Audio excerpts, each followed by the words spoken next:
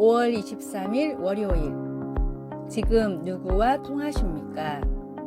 중국에서 여행할 때 일입니다. 깊숙한 마을로 들어가는 붐비는 버스 안에서 한 꼬마 아이를 무릎에 앉히게 되었습니다. 이 꼬마는 중국말을 전혀 못하는 위구르 아이였고 저 역시 위구르 말을 하나도 몰랐습니다. 하지만 몸짓과 그림만으로 우리는 버스를 타고 가는 16시간 동안 또 아이의 집에서 민박까지 하면서 배꼽 빠지게 웃고 놀았습니다. 떠나는 날 아이는 닭똥 같은 눈물을 흘렸고 아이 엄마는 제가 떠나지 못하도록 신발까지 감추었습니다. 말은 단 한마디도 몰랐지만 의사소통은 물론 마음까지 주고받았습니다. 어떻게 그럴 수 있었을까요? 제가 얻은 답은 아주 간단합니다. 언어가 통하지 않으면 서로 무슨 이야기를 하고 있는지 주의 깊게 살피면 되고 열심히 들어주려고 노력하기 때문입니다. 그런 과정을 통해서 말이 아닌 마음이 통하기 때문입니다. 동물이나 식물하고도 이야기를 나눈다는데 사람끼리 다르다고 해봐야 얼마나 다르겠습니까? 진정한 대화는 서로의 마음이 통할 때 이루어집니다. 마음이 열려야 대화가 가능하게 되는 것입니다. 마음을 닫아버리면 아무리 많은 말을 해도 전혀 소용이 없습니다. 오늘의 말씀, 너희 말을 항상 은혜 가운데서 소금으로 맛을 냄과 같이 하라. 그리하면 각 사람에게 마땅히 대답할 것을 알리라. 골로새서 4장 6절. 오늘의 찬송 440장 어디든지 예수 나를 이끌면. 오늘의 만나 진리의 복음을 전하기 위해서 필요한 것도 결국은 소통하는 마음입니다. 주변의 이웃들과 진심으로 소통해 보세요.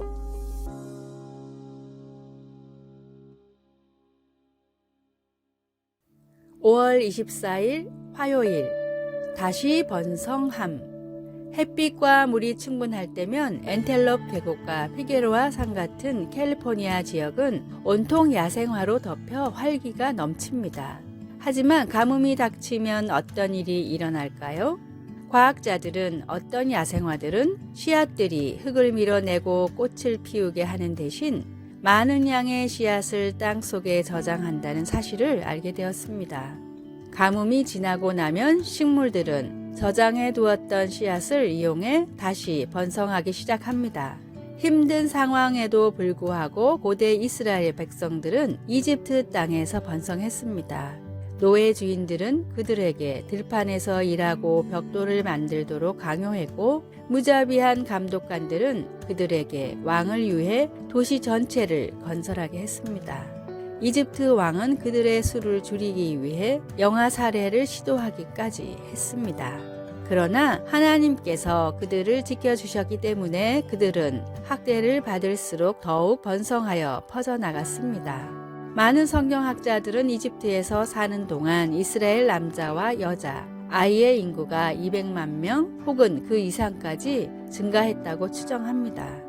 당시 그의 백성들을 지키셨던 하나님이 오늘날 우리도 지키고 계십니다. 하나님은 어떤 환경에서도 우리를 도우실 수 있습니다. 말씀, 학대를 받을수록 더욱 번성하여 퍼져나가니. 출애굽기 1장 12절. 찬송 300장 내 맘이 낙심되며. 기도, 하나님 아버지, 때로는 앞으로 계속 나아가기가 너무 힘듭니다. 오늘 저의 필요를 채워주시고 성령님의 능력을 통해 견뎌낼 수 있도록 도와주소서. 아멘.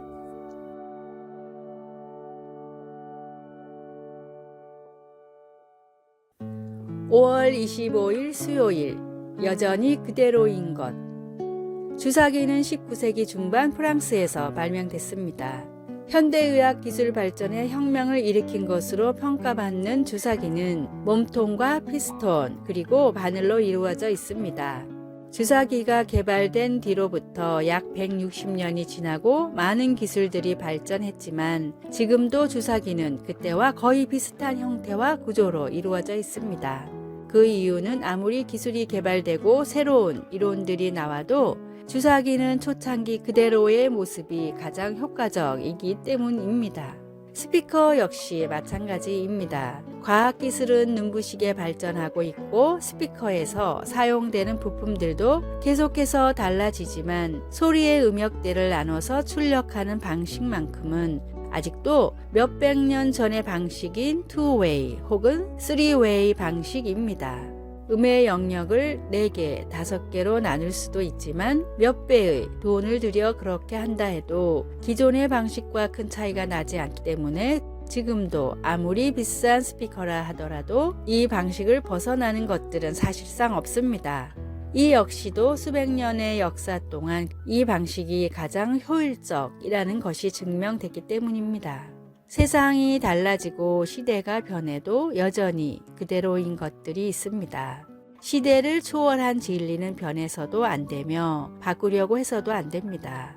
예수님의 십자가로 완성된 복음이 바로 모든 인간들이 믿어야 할 만고불변의 진리임을 항상 기억하십시오. 오늘의 말씀, 예수 그리스도는 어제나 오늘이나 영원토록 동일하시니라. 히브리서 13장 8절. 오늘의 찬송 434장 귀하신 친구 내게 계시니. 오늘의 만나 어떤 시대에도 진리의 말씀을 향한 믿음만큼은 지켜나가게 하소서. 인류의 죄에는 복음이 유일한 정답임을 믿고 또 전합시다.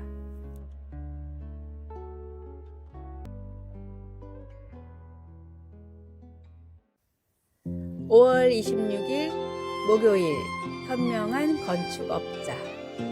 본래 이름이 이사벨라 바움프리였던 소저너 트루스는 1797년 뉴욕주의 에소퍼스에서 노예로 태어났습니다.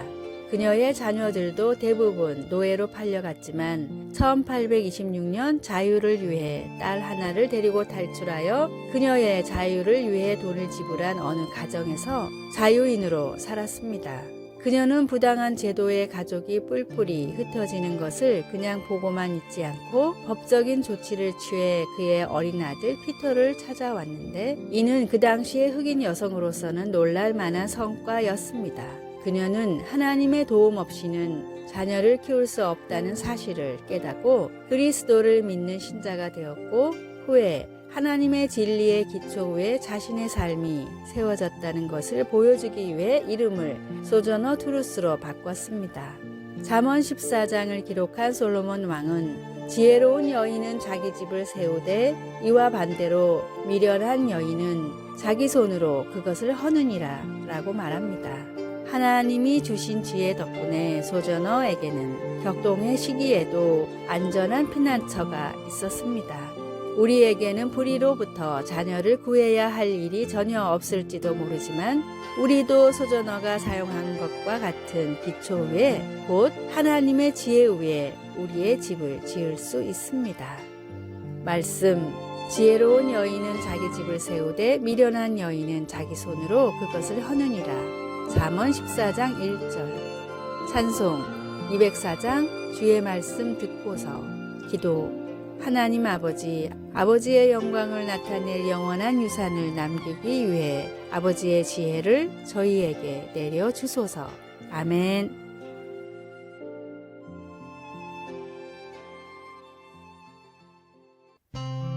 (5월 27일) 금요일. 마음의 모양이 있다면. 인디언들이 남긴 상형 문자 중에는 사람의 가슴 부분에 동그라미와 네모가 그려진 것들이 있습니다. 이 도형들은 사람들의 마음을 나타낸 것인데 하나같이 어린아이들의 마음은 네모로 어른들은 동그라미로 그려져 있습니다. 인디언들은 이 이유를 이렇게 설명합니다. 어린아이들은 작은 잘못을 저질러도 금방 뉘우칩니다. 양심의 가책을 받아 거짓말을 잘 못하고 금방 드러나기 때문입니다.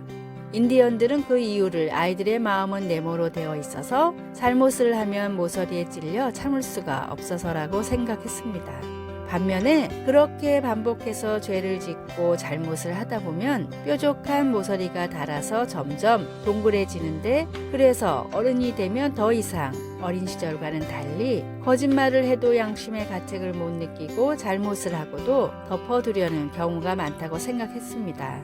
우리의 어린 시절을 생각해도 비슷합니다. 작은 실수 하나에 금방 울며 죄를 뉘우치고 거짓말도 잘하지 못해 가슴이 콩닥거리던 때가 있었지만 이제는 잘못을 저지르고도 정당화를 시키거나 오히려 남을 비난할 때도 많습니다. 지금 내 마음의 모양이 보인다면 어떤 모양일까요? 죄의 타성에서 벗어나 진리를 향한 통렬한 뉘우침이 있는 마음과 신앙을 가지십시오. 오늘의 말씀, 주께 힘을 얻고 그 마음에 시온의 대로가 있는 자는 복이 있나이다. 시편 84편 5절. 오늘의 찬송 252장 나의 죄를 씻기는. 오늘의 만나 조금씩이라도 죄에 빠지는 일들로부터 멀어지게 하소서. 양심의 가책을 어려워 말고 하나님 말씀으로 더욱 지킵시다. 아래의 빨간색 글자 구독을 누르시어 더 많은 전도의 열매를 맺으시기를 기도합니다.